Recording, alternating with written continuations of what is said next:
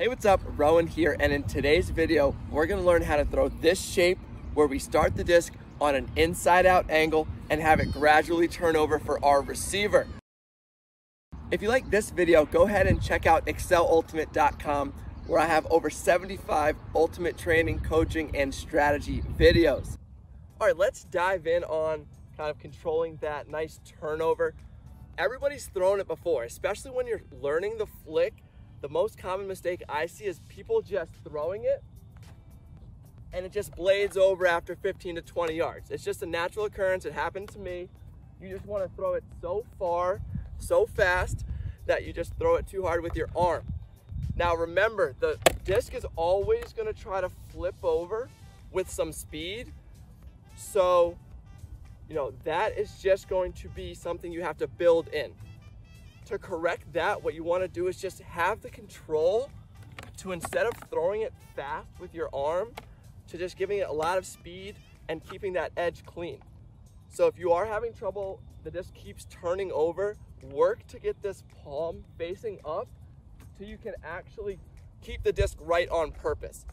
Now, once you're consistent of really keeping it right, now you can start to work in the middle of, okay, we had the disc turning over too fast and now we have it staying right. So let's find that sweet spot where we can start it a little bit inside out or flat and have it gradually turn over, giving it more distance and also helping your hucks. Let's take a look at a couple of examples where we can actually start it inside out to the right and have it nicely flip back over.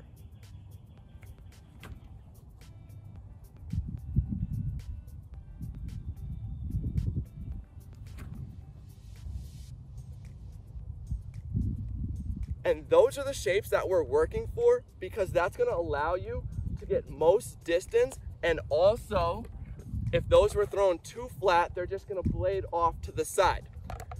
Now we're going to add one little tip to help those distance turnovers come in nice. And that's going to be controlling the altitude. If you throw the disc too high on that inside out, the nose stays up and it comes way back to the right.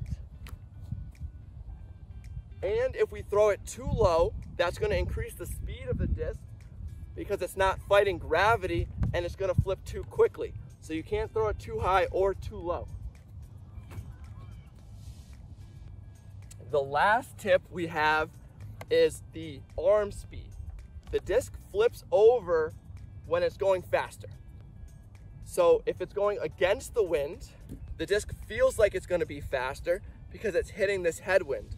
So when you're going against the wind, you need even more of this inside out angle. When you're going downwind, the disc feels like it's going slower because the wind's at its back. So that's going to increase. You want to be a little bit more flat to outside in going downwind. And again, if you throw it too fast with your arm, that's too much arm speed or disc speed, and that's why you get the flip over. So nice, easy arm and a really good snap should get you in the sweet spot where you can hold that inside out and have it come over nice and gradual. It's time to put some practice to it. Here, one last thing, we want to start the disc a little bit to the right on this flick, because when it does flip, it'll come back a little bit towards the middle of the field. So it's important that we keep, keeping that disc out to the right on the flick, or throw this IO out on this backhand side, knowing it's coming all the way back.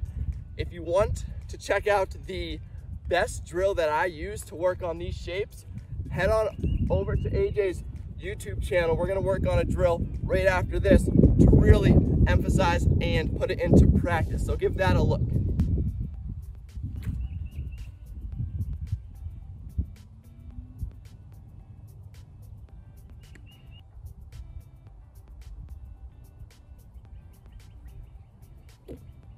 Same thing works for the backhand. You can really give it some inside out.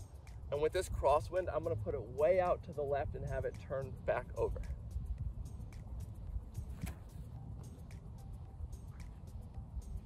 And even though that one was released super steep, it still ended up outside in at the end. Sweet spot where you can hold that inside out and have it come over nice and gradual. Missed the edge on that one. Oh. Sweet.